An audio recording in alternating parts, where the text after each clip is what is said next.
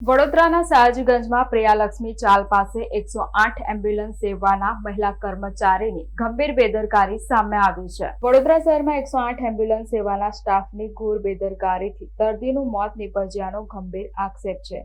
પ્રિયલક્ષ્મી મિલ વિસ્તારમાં પહોંચેલી 108ના ડ્રાઈવર અને મહિલા કર્મી દારૂના નશામાં હોવાનો સ્થાનિકોનો દાવો છે। કટોકટીના સમયે દર્દીની તબિયત લથડતા ફોન કરવા છતાં એમ્બ્યુલન્સ અડધો કલાક મોડી પહોંચી હતી। મૃતક મહિલાના પરિવારજનોએ આરોપ લગાવ્યો છે કે સારવાર માટે પહોંચેલી 108 એમ્બ્યુલન્સના મહિલા કર્મચારી નશાની હાલતમાં હતા અને ધમાલ મચાવી હતી, જેના કારણે મહિલા દર્દીને સમયસર સારવાર મળી શકી નહીં। ત્યારબાદ બીજી 108 એમ્બ્યુલન્સ બોલાવવામાં આવી અને તપાસ કરતા મહિલાને મૃત જાહેર કરવામાં આવ્યા હતા। સમગ્ર મામલે પરિવારજનોએ સયાજીગંજ પોલીસ સ્ટેશનમાં ફરિયાદ નોંધાવી છે, જેના આધારે પોલીસે 108 એમ્બ્યુલન્સની મહિલા કર્મી ભાવિકા સુથાર સામે પ્રોહિબિશનનો ગુનો દાખલ કર્યો છે અને મહિલાની ધરપકડ કરીને તપાસ શરૂ કરી છે। આ બપોરે 3:30 વાગ્યાની ઘટના છે સાહેબ। મારી સાડીની તબિયત બગડી, ઘરેથી ફોન આવ્યો, હું સિટીમાં હતો, ઘરે આવ્યો 108 બોલાવેલી આ લોકોએ, મારા ઘરવાળાએ।